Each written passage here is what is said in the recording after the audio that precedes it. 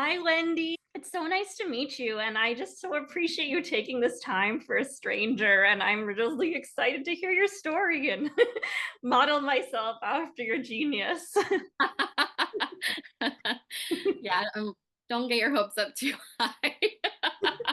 My hopes are very high. Uh, I I work in yeah. I work in tech, and I listen to a lot of kind of biohacky, techie entrepreneur podcasts. And I was listening to a couple podcasts that were talking about that people who kind of groups of people become successful together, and that I kind of developed a theory through that if I surround myself with the people whose lives I'd like to emulate, I will kind of soak in some of their mentality and good practices. And so that's why I decided to launch this podcast, and I'm so grateful that you responded to my post. Oh yeah. I when I read that, I was just like, oh my gosh, like this is me. I have been there and I have, I think I told you I thought about writing something. I'm like, I don't know if it's a book. I don't know if it's, I'm not sure. It could be a modern love, like essay. Absolutely. But I feel like once you have experienced, and I've caught up on some of your episodes, so I kind of Oh, have an thank idea you. a little bit about where you're coming from. And I'm just like, once you've had this experience, you really like nobody really can understand unless you've been there, you know? Oh my gosh, And yeah. and I think that it's sort of important to, share what we've learned through these experiences. And that's why I kind of when I was thinking I should write something because I know there's other people who are going through this. And when you're in it, it's so yeah, it's just a real can be a real slog. It's wild. Yeah, so you're a therapist, right? And that's amazing. Do you have kind of a special area of expertise? And don't feel obligated to share anything you don't No, feel that's comfortable okay. No, sharing. actually work in a high school, and so I'm on summer break right now. So that was another reason your post came at the right time because I was like, I can do that. I have time. But yeah, I have had in the past private practice, but right now I don't need to have that second kind of job, and I work in a high school actually for teen moms, and so um, Amazing. that's kind of like teenage. I've been working with teenagers for 20 years, and so they're a lot of fun. Wow, I would love Yeah, to visit that school because I mean, what a special demographic of people. it's And an amazing school. Yeah, we don't have very many of them in California. I'm in San Francisco, and so our school is like one of only like three in like, a 200-mile radius, I think. So when I'm like talking to people who are like, oh, I have a teenager who is pregnant, and I'm like, where's the mom school? And they're like, there is no mom school. So I'm just like, wow. oh, yeah, we're lucky. We're That's lucky to have incredible. And I mean, I think about those women coming together and helping each other with their kids in a supportive community. Did the children come to the school as them. well? Is there a daycare? Yeah, Oh my they're on gosh. the first. They're in the first floor. There's a childcare program, and then the moms come upstairs to school. So Wow. I have this yeah, stereotype of young moms having just superhuman energy.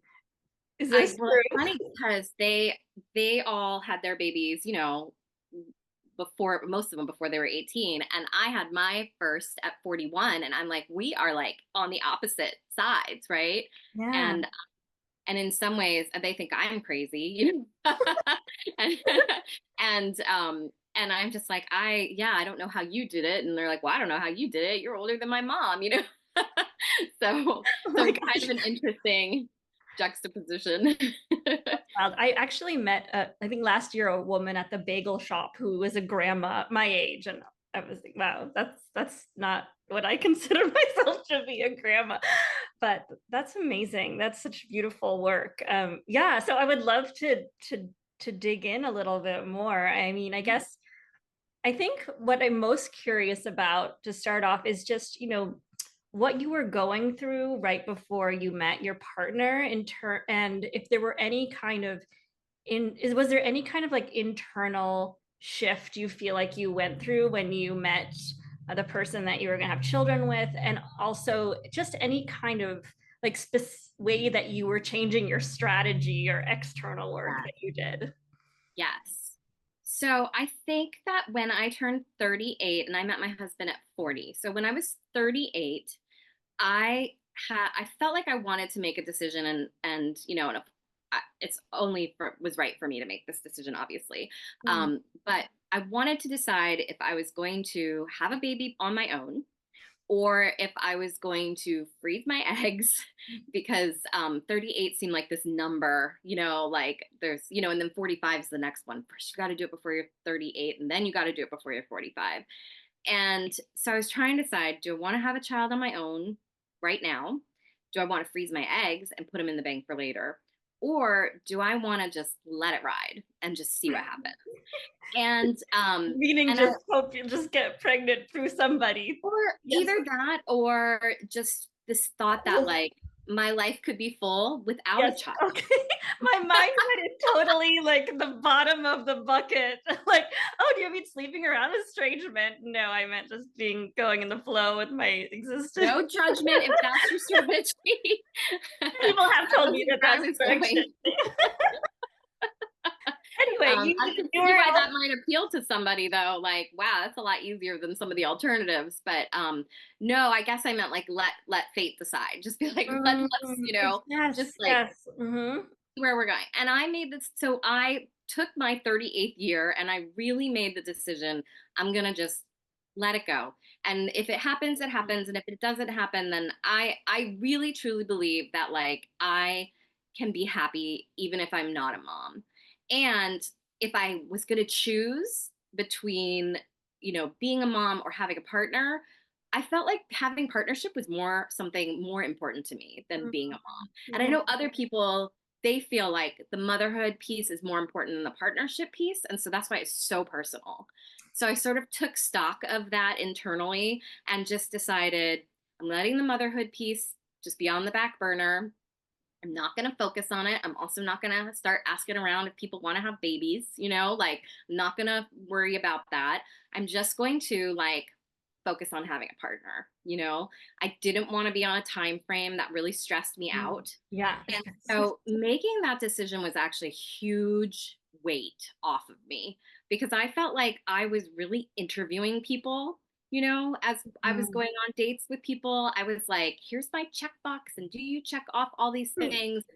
You know, um, and that let me like sort of relax. And then the year before I turned 40, I made another decision, which was that I was going to kind of take a little break from searching for this person, right? Because I Mhm. used to be like, where's my person? All my girlfriends like, where's your person? I'm like, I don't know, where is he? You know? And I was like, okay, I need to take a break from that because it's been, I last relationship had been like 9 years before. That's a lot of time to be online dating, and or just dating in general, or just looking around, and so I decided I was going to take the year before I turned 40 to just sort of relax a little bit and start saying yes to things that I hadn't said yes to before.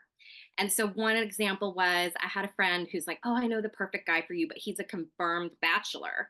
And I was like, yeah, I don't know, I'm not going to do that because that's a waste of time. But then it shifted for me when I turned 39. I was like, I'll go out with him. I'll go Oh, meet him. okay. Yeah, let me go with this guy. Mm. And so I went out for ice cream with this guy who was like amazing and lovely. And we had like this great, like, I would say, like friendship, little, like, kind of sweet relationship. I learned so much from him.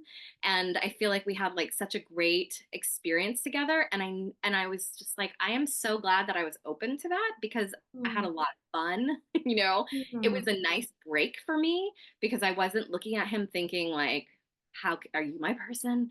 Is this the right thing? Another example is there was somebody who's way too young for me, but we had this mutual like kind of crush.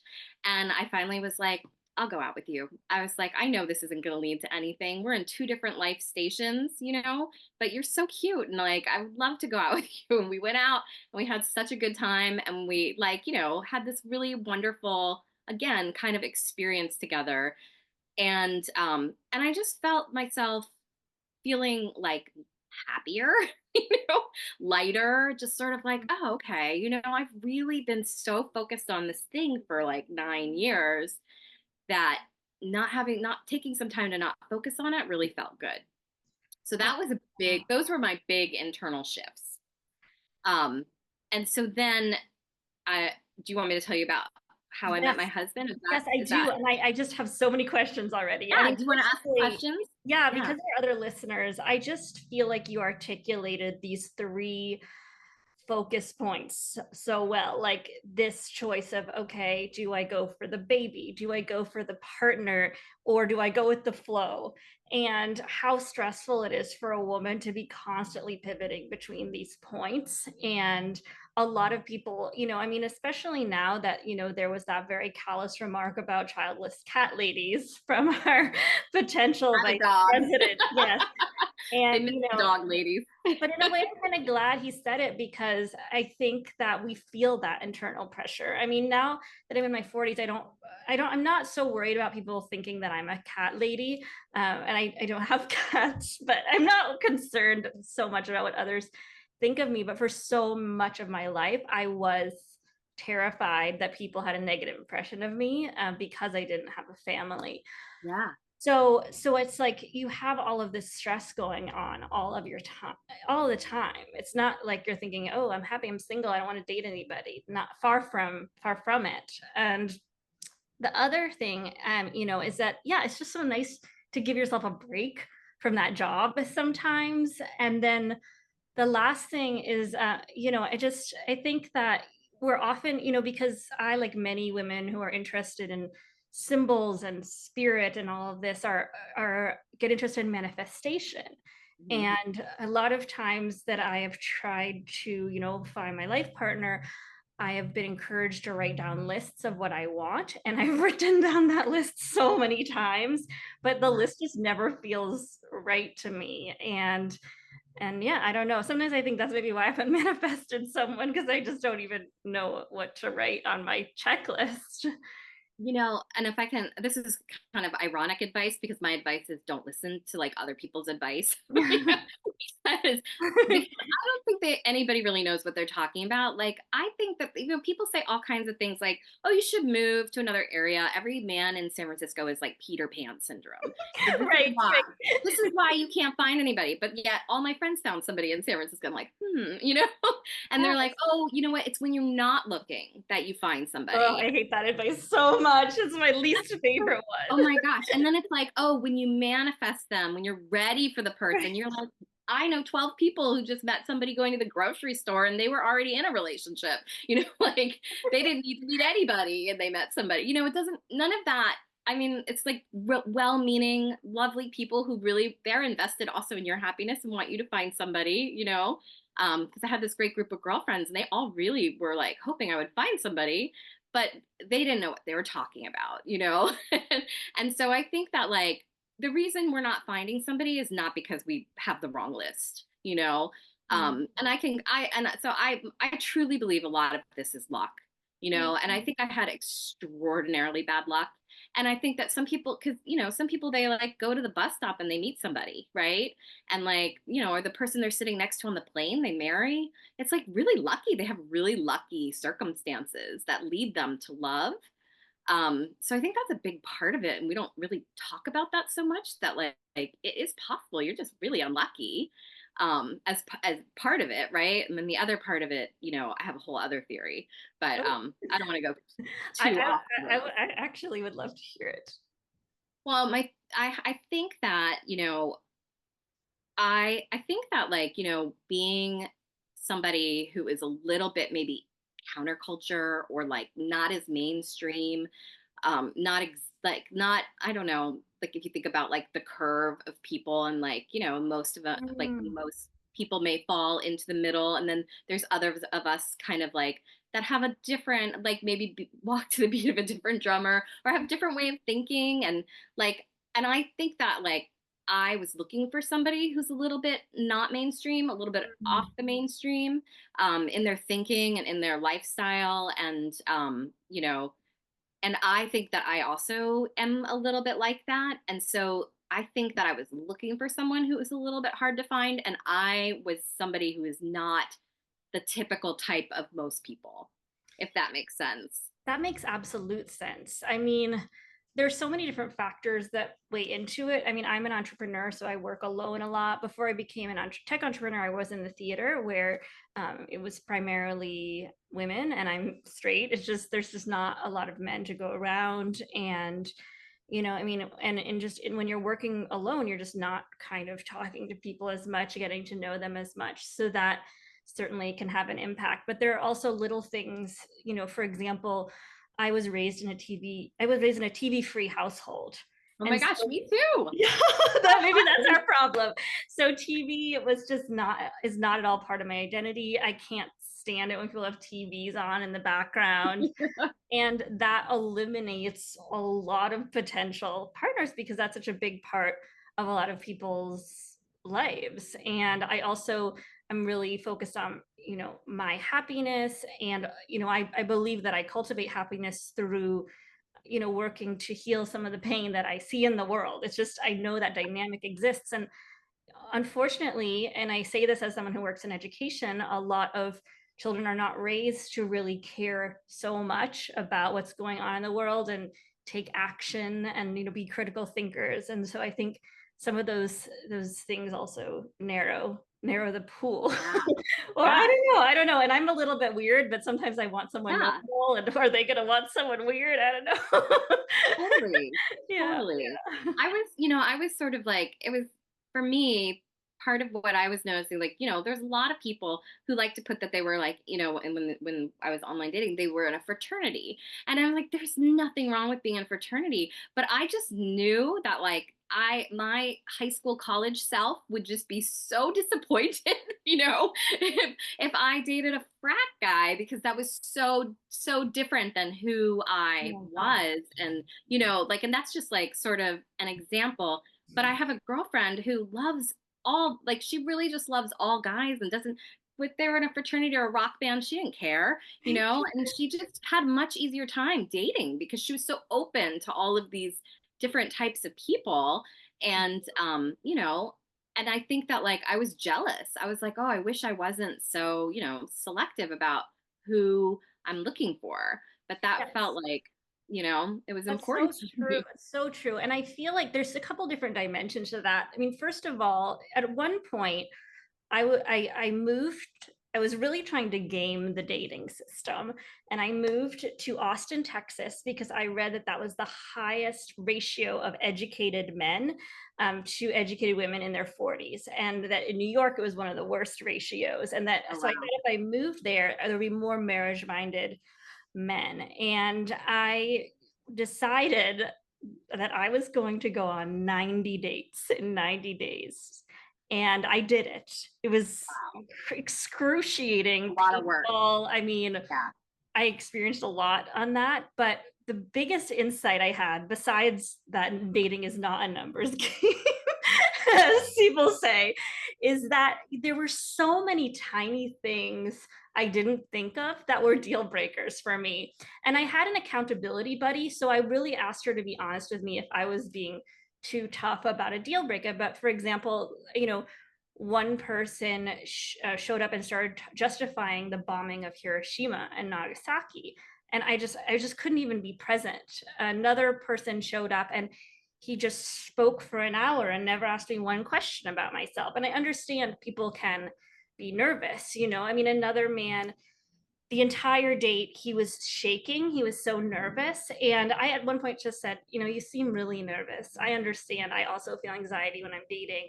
But it was just like such a different level of where we were in terms of our emotional maturity at that time, that I just didn't feel like that could be surpassed by him getting used to hanging around me. Maybe that was the one who got away. And then there were men who were into guns. There were, men who were too sexually aggressive with me. There were people who just didn't feel authentic, and then there were little pet peeves, like someone just entirely covered in tattoos. Another woman is going to love that. It's just not for me. And so it made me realize, and then there were some people that I liked, and then it didn't just dropped off after 3 dates or something. And so I just realized, like, okay, I'm very selective about what I want. And then I ended up like writing a post about it for Y Combinator, which is this big tech platform in San Francisco. And it was really horrid what people wrote, but some people gave really good advice. And the main thing was that, like, just like really happy marriages are something quite rare.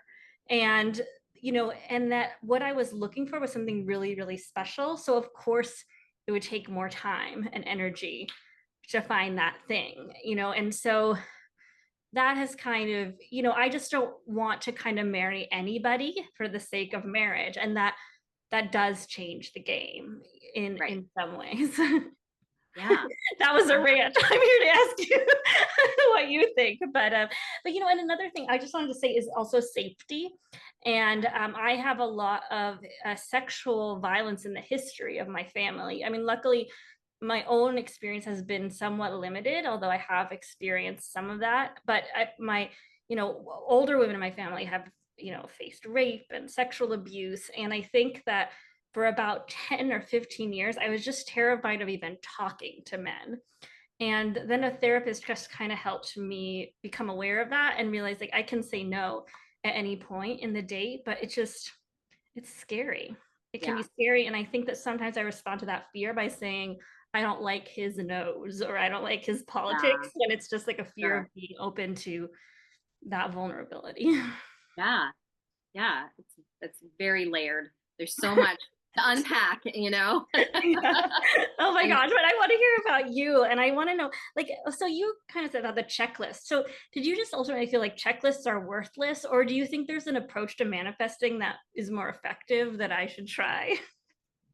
no, I think that it's important to know what your deal breakers are. And I Mhm. kind of like shifted it to like rather than like this checklist of what I want, I need to like actually get clear on the deal breakers, you know, Mm. um, because like, you mentioned TV. I actually don't like having TV on in the background either. Guess what? My husband loves TV, but we Okay. figured it out. We figured it out, and it's like because he's a wonderful human being, like he respects that I don't want to listen. He's like on YouTube all the time. And I'm like, I don't want to listen to that. So he never makes me like listen to the noise of it. He'll put his headphones on or whatever it is.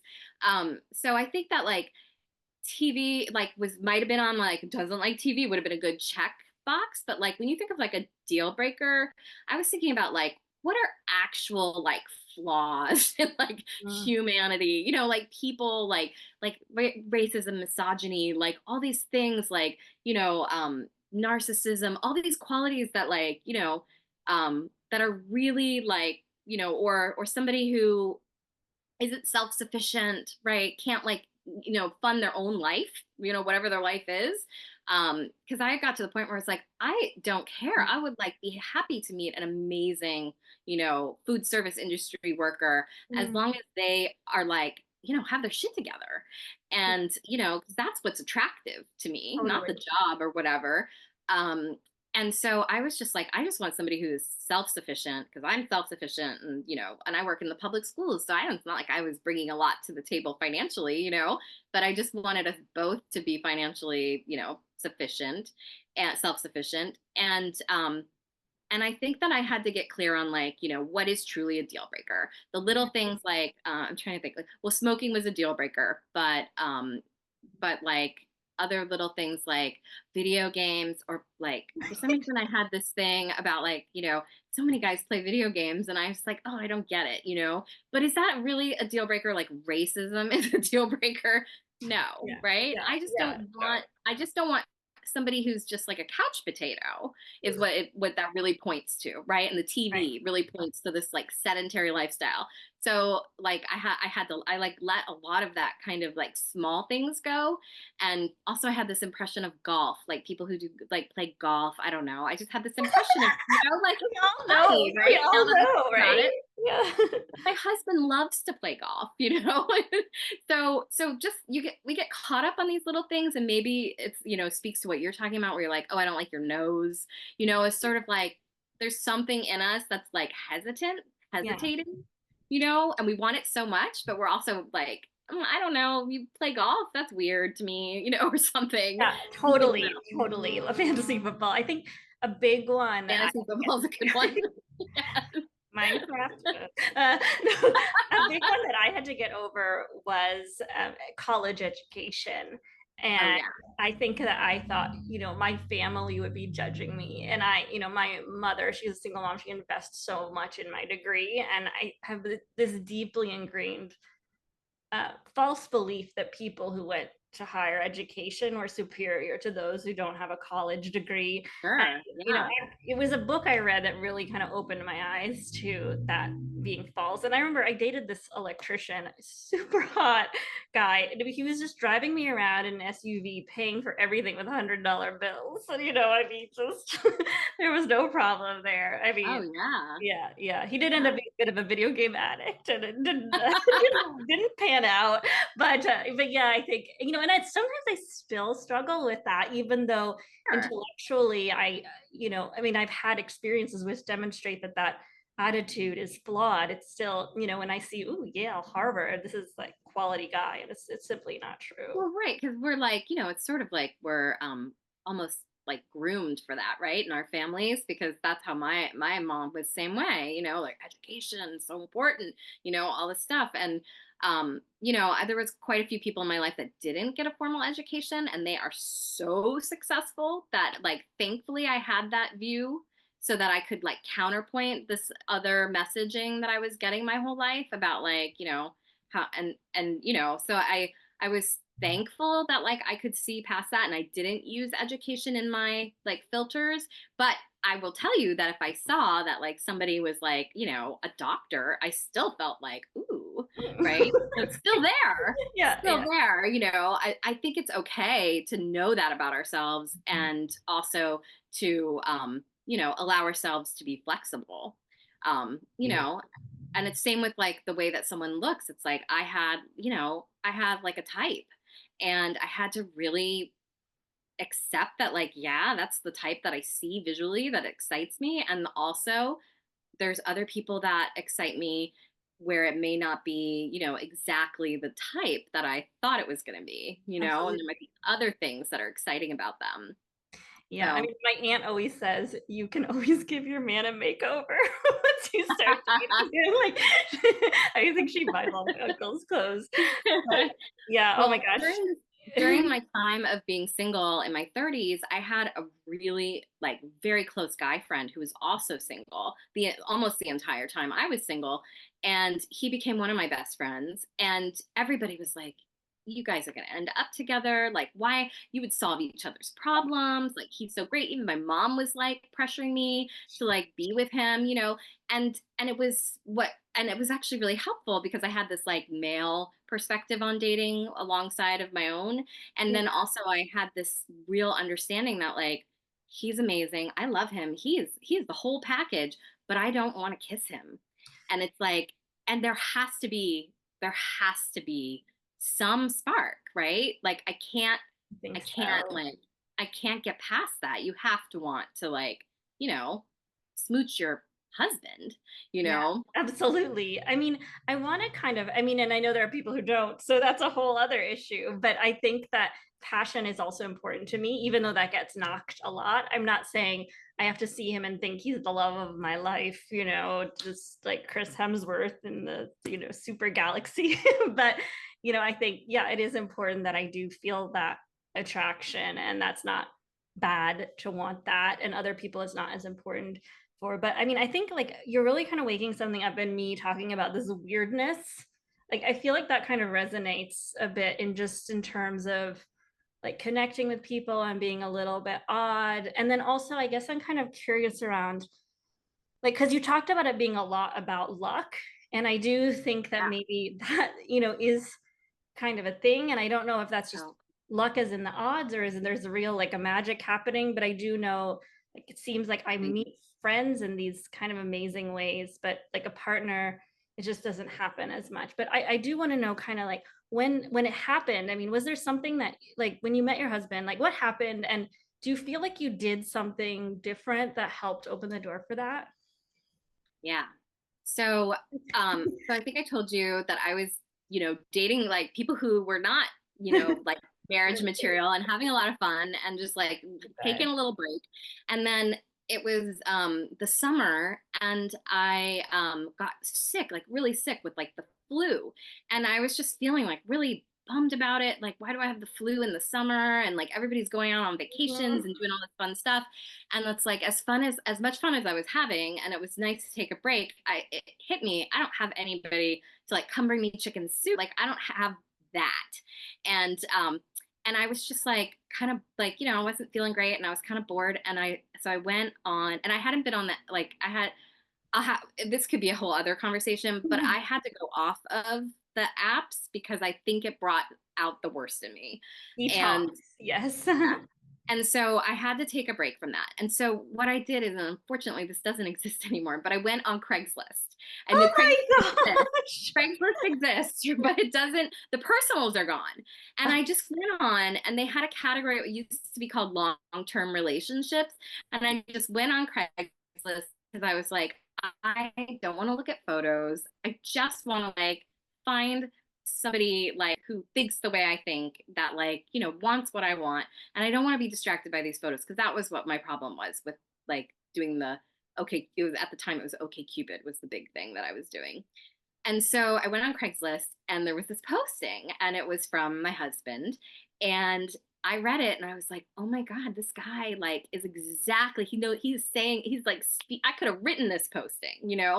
And I just was like, I don't even care what he looks like. I want to go have coffee with him. I would just be Gosh. so excited to meet him. And he lived in the city, and I was just like, he has all the like, and I was like, well, let me see what if like he keeps writing good stuff, because I really loved his posts. So I wrote him, and then he wrote me back, and we had this little back and forth, and it was just like, super cute and fun. And I was just like, oh my gosh, like I just really like the banter we were having.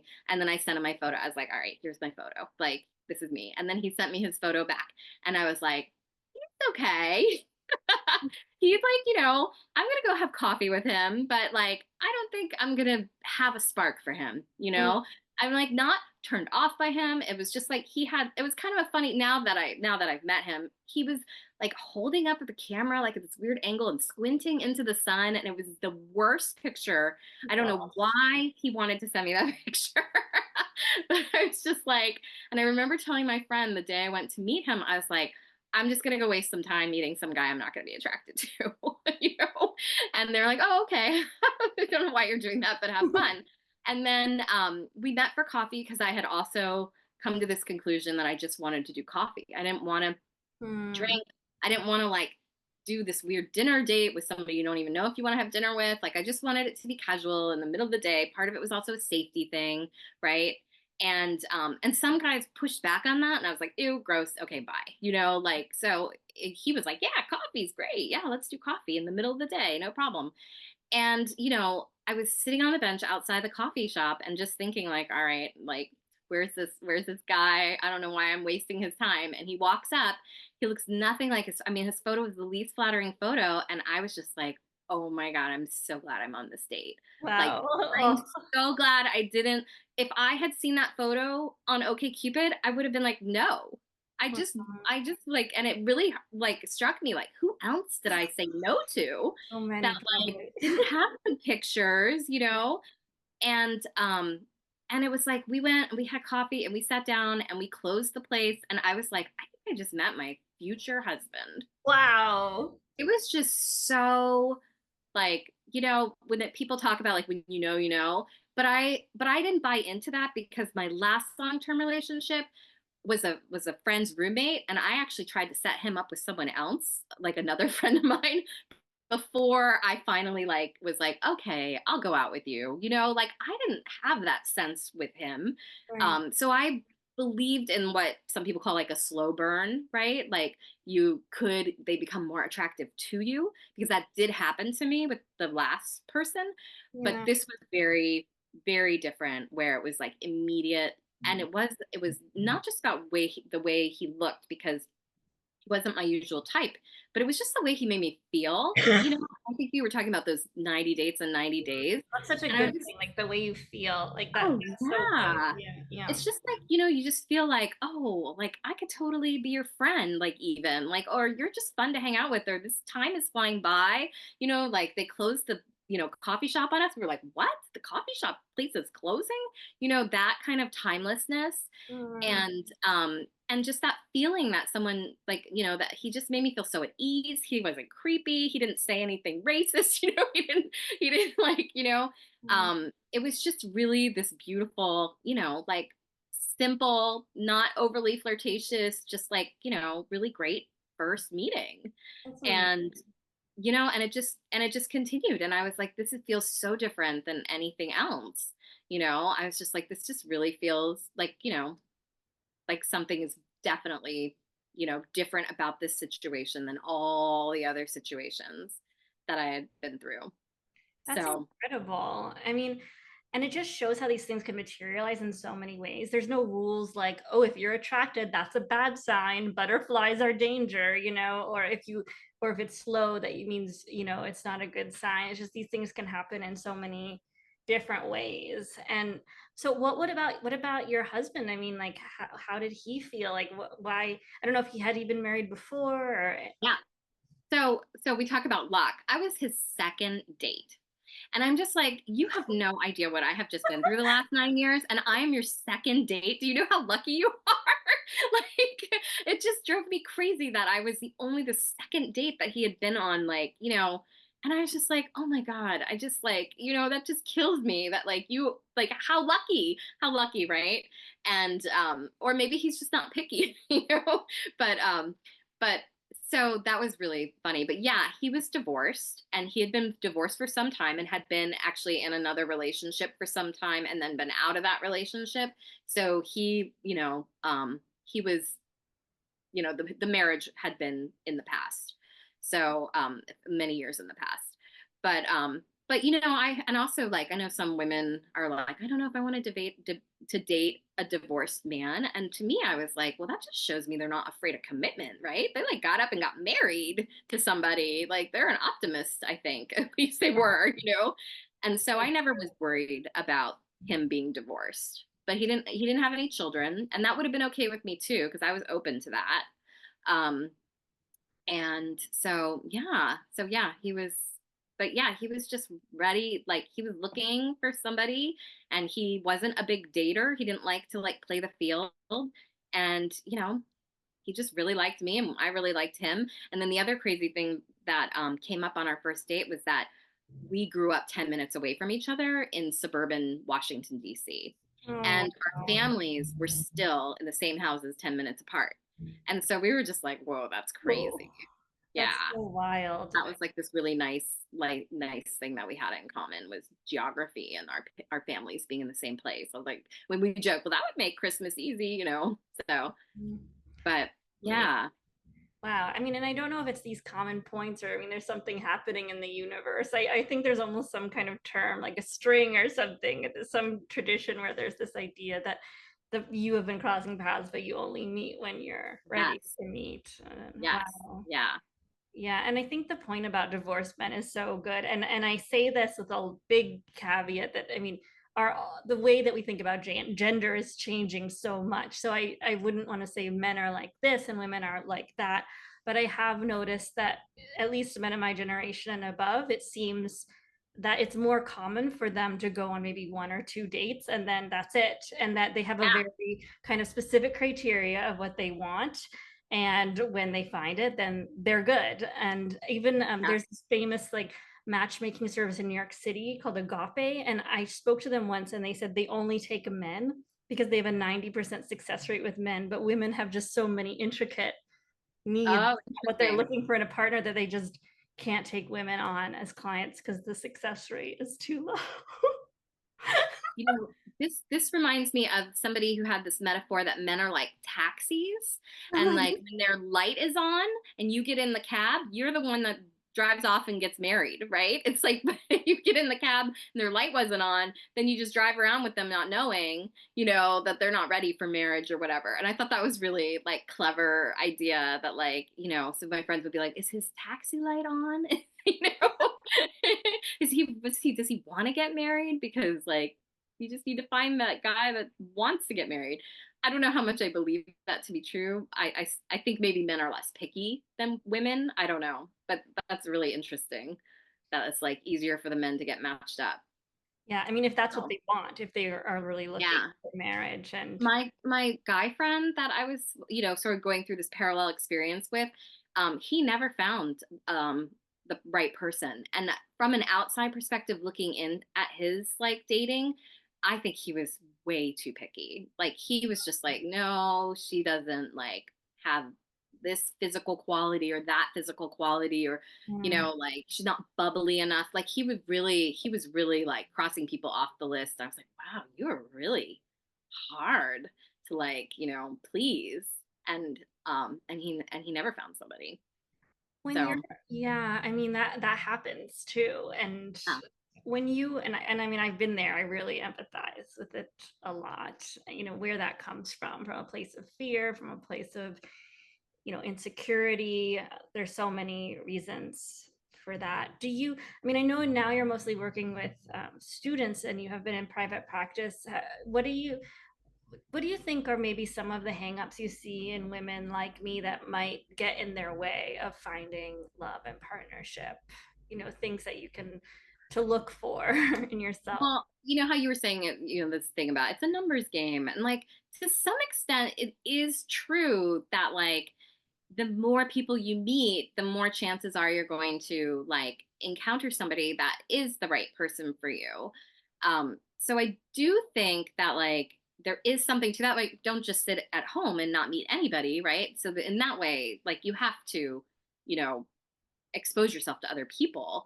Mm. Um, but I think that you have to cast a wide net, and in and when I say cast a wide net, like I think that you have to be more open to what that person like. You have to have your deal breakers, and like again, you have to want to kiss the person. But other than your deal breakers and that feeling of like I have to like want to like, you know, be with you in an intimate way, because that's important. It was important to me. It sounds like it's important to you. I think you have to let go of a lot of these other things that are not true deal breakers, are not true red flags, like the golf. Like for me it was the golfing in video games, and really sort of think about like what is it truly that I'm saying. I really don't want a sedentary person. I really don't want somebody who's just checked out all the time, and is sedentary and like, can't be bothered to like look up from their video game. That's a certain personality that you don't want to date. Or with somebody's education, education isn't a true deal breaker. What it sounds like you're saying is you want someone who's intellectual, and so I think it's like, reframing, right? That so I that, don't, yeah, I mean, I don't even know if that is necessarily the case. I think it's more like somebody curious and also yeah, talented, I guess I would want to say. And yeah, maybe I think it's hard. I mean, I don't want to interrupt you, but I feel like it is challenging because when I think about my circle of friends, as I have gotten older, my circle is very small.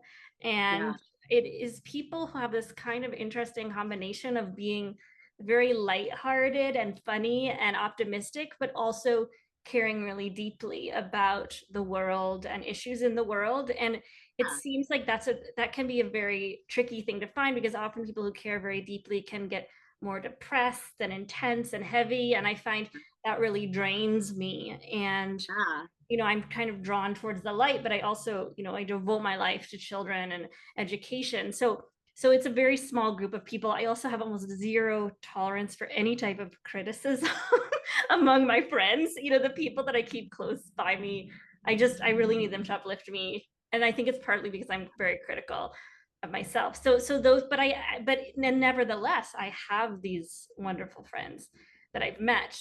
But then in dating, it's a bit harder. I don't know where I'm exactly going with this, but I think about they are very unique, the people that I've become friends with, and I feel very yeah. lucky, but I just seem to not have that same luck in dating. Yeah. Yeah. I felt the same way. I had amazing friends. I feel like I loved my job. Like there was just so much. I was able to travel every summer because I was working the school year schedule. Yeah, I felt really lucky. It was easy for me to find all the right people in every category except the romantic category. And I know that like what that can do is like make you question if you're like romantically unlovable, like, and it does, hit like this insecurity in us because we're like, whoa, I see everybody else make it look so easy and it's not easy for I me. mean, I used to feel like I was really unattractive and nobody liked me. And then I worked with this great dating coach, and she really encouraged me to go out and go on dates. And there I realized, okay, there are some people who like me, but I'm not attracted to them.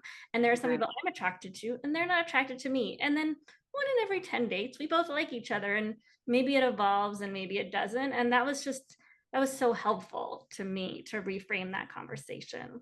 Yeah. I mean, also, like, this is kind of funny to say, but it's like, unattractive people get married every day. And like, Yes, you so know, true.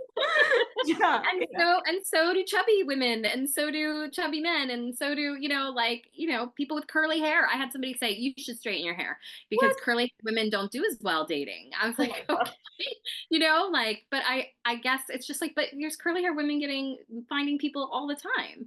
All this. So I think it's like, it doesn't matter, really it's really what matters is that like, you are happy with yourself as much as you can be, because and everybody says that, but that like, is an attractive quality in a person is when they are like, happy with their life and themselves. And, you know, I think that's, Absolutely.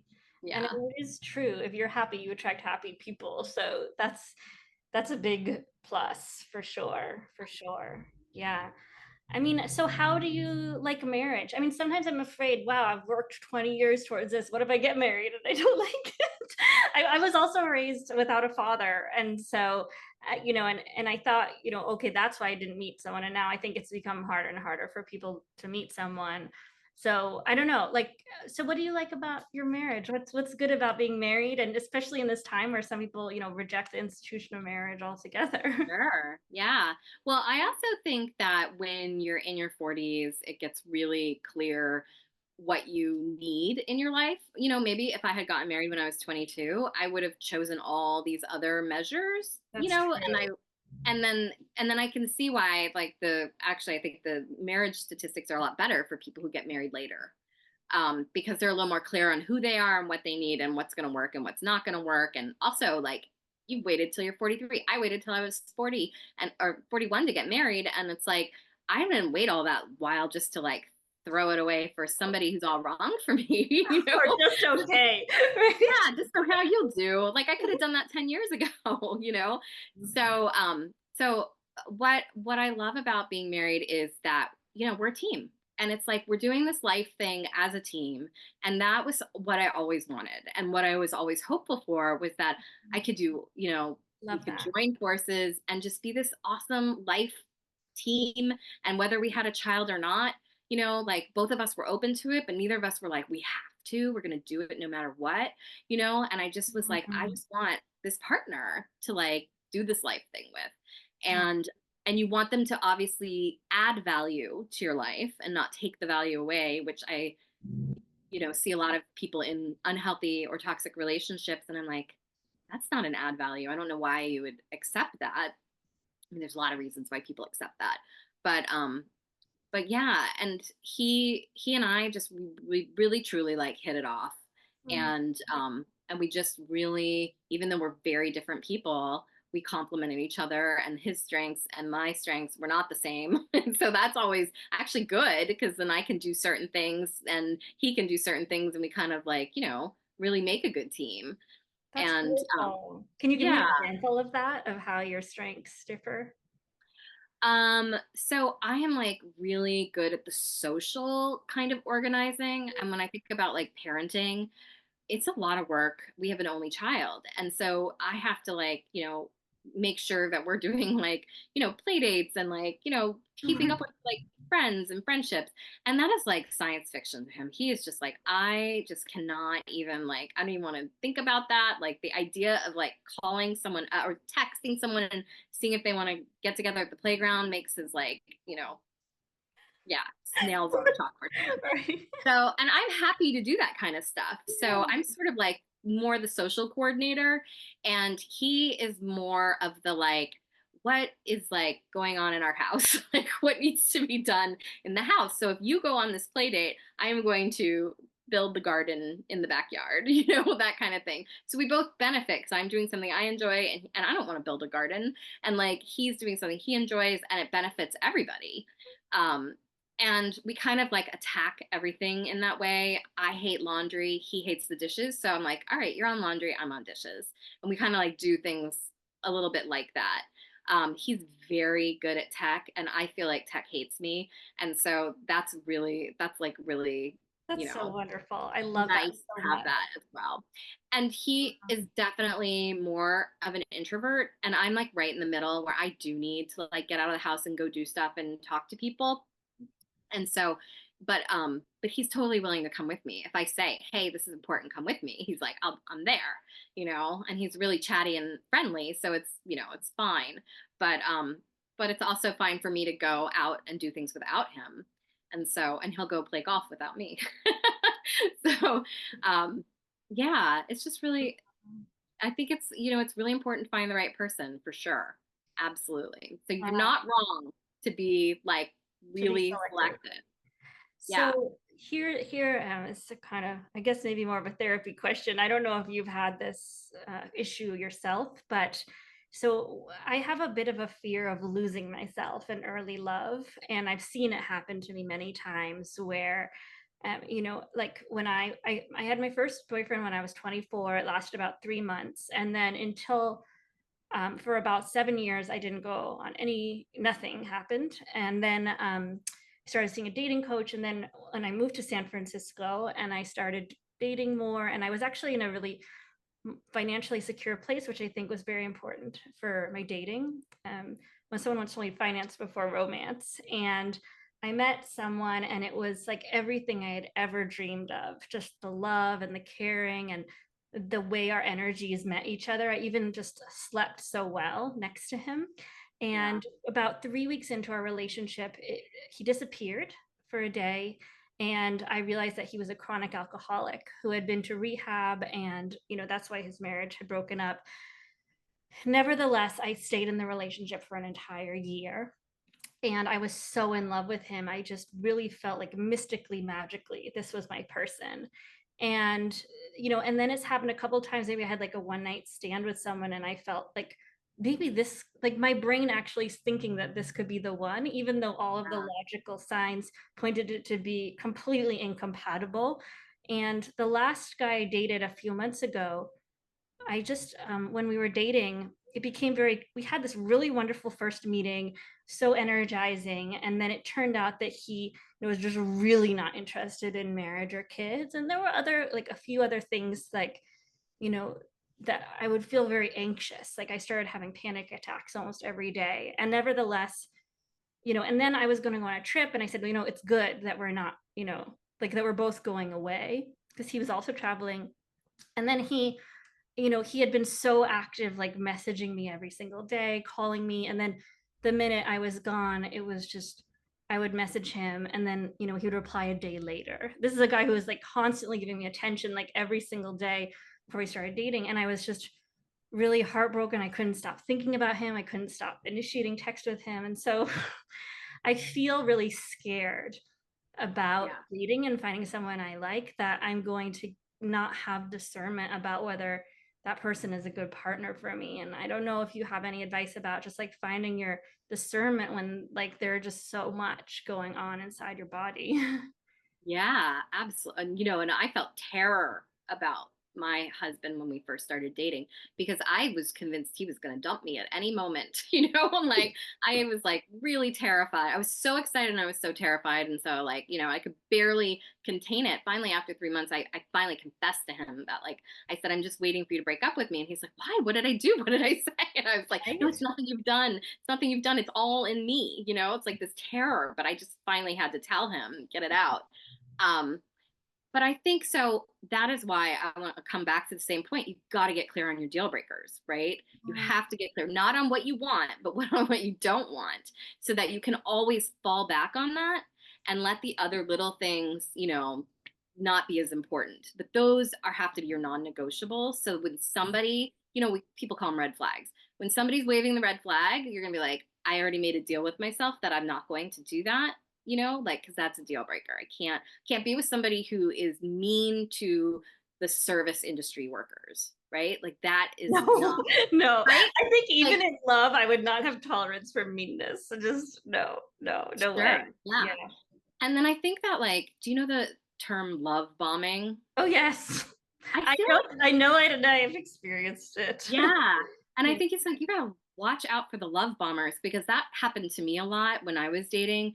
Mm. Um, and I started to feel like I was like a sparkler. I was like attractive for a short period of time, like I That's such burned a good metaphor.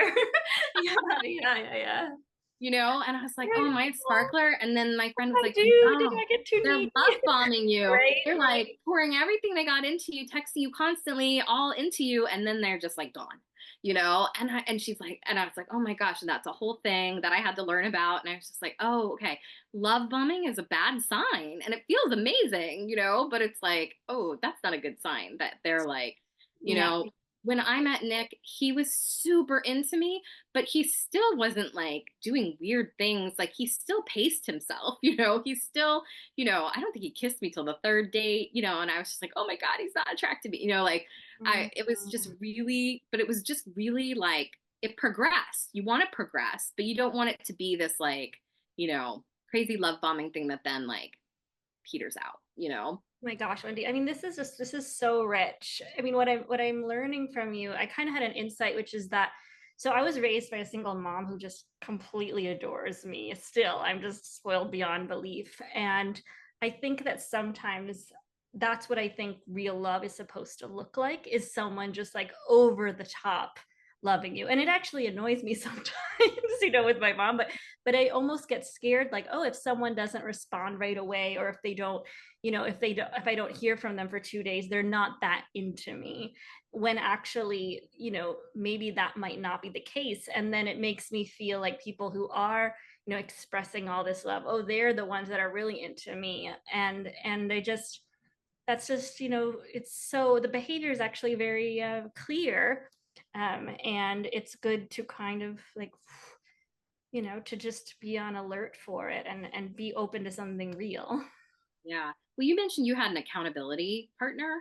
Yes, yes, Yeah, do you still have somebody like that? Because I yes, think it's so absolutely. helpful to It's bounce things so off. Like, if I helpful. haven't heard from him in 24 hours, you know, like, should I follow up? You Exactly. know? Yes, totally. And I think that, and I need to find someone who actually is someone like you who has successfully dated because some of my friends are like, well, he's short, forget him. Yeah, But I think that like, okay, so just to kind of zone back in accountability. So, they say like, okay, if you develop these qualities in yourself, you'll attract them into your life back to manifestation. And what I'm realizing is that I haven't really honored my commitments to myself in terms of what I'm looking for. And maybe if I commit to myself, maybe I'll attract someone who wants to commit to me, who I want to commit to, maybe.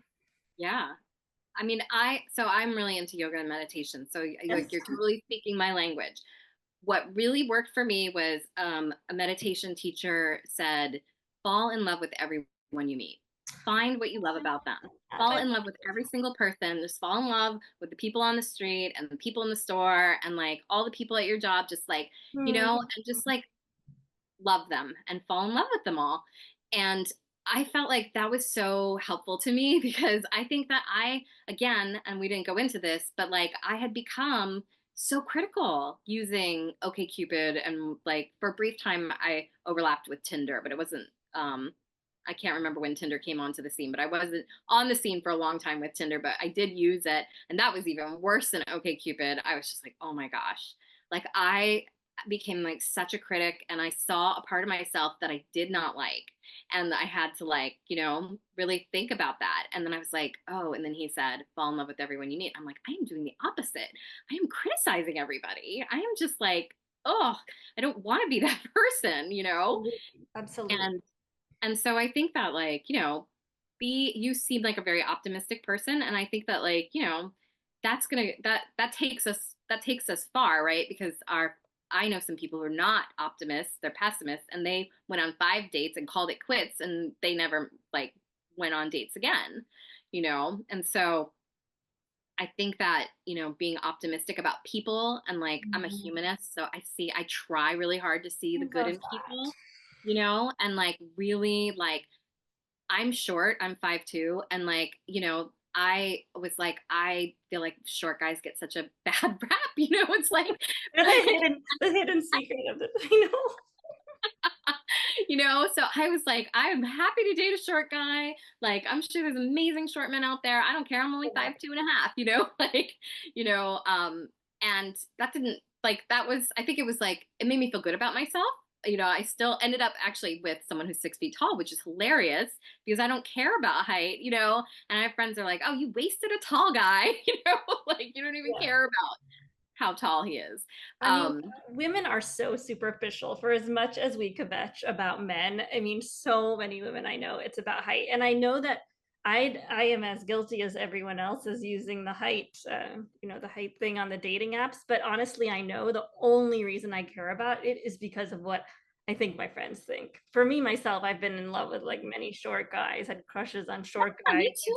And how messed up is that? And also, this is the person that you're going to be partnering with for your life. And as much as you love your friends right now, like they're going to take a less important place in your life, right? Than they currently have when you have a partner and if you have a family, So it's like they seem like the most important people in the room, but they're not, and also like that's not who we want to be. We don't want to be like we want to be with somebody amazing. My friends, they dated and married guys that I was like, really?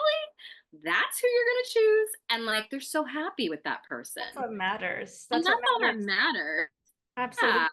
And You're not beauty is you're not not a picking a partner hierarchy. for them. Yeah, You're not yeah. picking a partner for your mom. You're not picking a partner for them. You're picking a partner for yourself, It's you so know. it's so true. And I mean, any good friend is not going to be disliking your partner because they don't think he's tall enough. I mean, they should dislike him because he's mean or a liar or whatnot.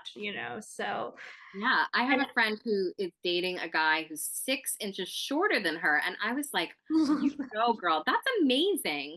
And they are so cute together. And she is so proud of him. And he's so proud, like, look at my tall girlfriend, like they're beautiful. so, like, it's so cute. And it's just like, nobody, please believe nobody cares. They're like, that's so cute.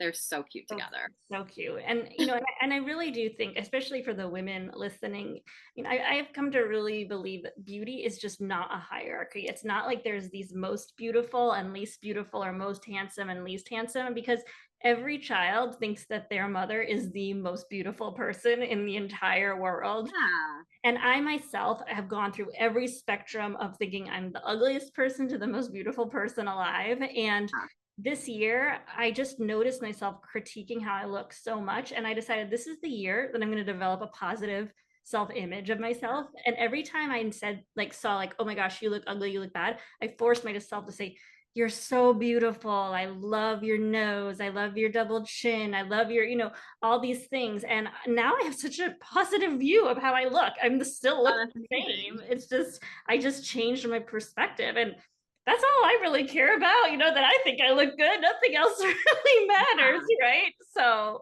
And I but always also just come back to you want your person to give you a feeling, you know? And feeling, that's what, like you want the feeling. And if you get that feeling from because to be honest with you, I wasn't even dating American men for a long time, you know? And I just for whatever reason got into this like, went down this rabbit hole of, thinking American men were like problematic. everybody in the And United States is just not qualifying. I just wasn't excited about them, and my husband totally, he grew up in my area, he's super American. He's not at all what I thought he was going to be. But again, it was like I was looking for something, an aesthetic, but it's the feeling that is the most important thing. And if you get that feeling from somebody and they're 5 feet tall, like hold on to that person, Absolutely. like because it's the feeling that is the most important, Yeah, thing. And I think that's why the pictures that we go through to try and find somebody are really working against us. I really think absolutely. that, Yeah. and I think that if you can get a feeling from what someone's written, and that I wouldn't worry about the pictures, Mm, I would just be open to having coffee because what if they give you this feeling and you're like, ooh, you yeah, know? for sure. Isn't there a song? I think there's a love song, like I got a feeling or something. I don't know. Tonight's gonna be a big night. I got a It's feeling. gonna be a big night. I love it. So, Wendy, I don't want to take up too much of your time. I actually had so many more questions about you becoming a mom. Um, But yeah, but I really, what I would love to know, just wrapping up, is there anything in your heart and your mind that you would like to use this platform to share? Just it can be something happening politically, or you wish more people knew, or just, so anything that you want to get the word out about. Could be your business, whatever you want. yeah, I don't have anything. I'm like, no, I wish I had something. I think mostly I just want anybody listening to know that, like, you it's not that you are unlovable. It is not that there's something inherently wrong with you. Like, I think that is so important to recognize, because we're all flawed people. And again, I'll go back to my, like, kind of jokey thing, like, flawed people meet and marry every day. So there's not something about you that is making you unlovable. And it is most likely that you're really looking for something very specific, very rare. And again, that's going to take longer to find. And I Mhm. just think that, try and think about your deal breakers instead of your deal makers, because Yeah, absolutely. I think the deal breaker thing is so great. And I think like the most powerful thing I heard was fall in love with everyone you meet, because yeah. ultimately it is about the feelings that we want to have inside ourselves, like those feelings of being in love, that appreciation. And I will say, I mean, I went through a phase where I was trying hard to get. I thought that I was supposed to kind of give men the impression I didn't like them and they would chase me. And then I realized that actually by complimenting them, by saying them how they were interesting, by even telling them I thought they were attractive, I just started, every single man started asking me out on a second date. And that was Because the way you made actually, them feel, right? yeah, it was Give them really that positive feeling too. quality. And I am like that with my friends. And so, if you enjoy effusive affection, then you would be a good fit for me. But if you're not so into that, it's probably not a fit anyway. And actually, I have a hard time with this phrase, just be yourself. But one dating coach said to me, just be your sweet self. And that really resonated. I don't know why. Yeah, yeah, that makes sense. It does. Um, I think you're doing an amazing service, here with this podcast, but wherever it may lead you. I mean, I think it's such an important conversation to be having. And if you later want to talk more about motherhood, I'd love to come back. And I just want to give you a little bit of hope in regards to, like, the motherhood and pregnancy thing. Is I got surprise pregnant at 41. So I know there's a lot of scary stories about how it could take years and years. And there's another side. There's also the other, side. And I feel like, maybe with all the bad luck I had with dating, I got the good luck with getting pregnant really fast and easily.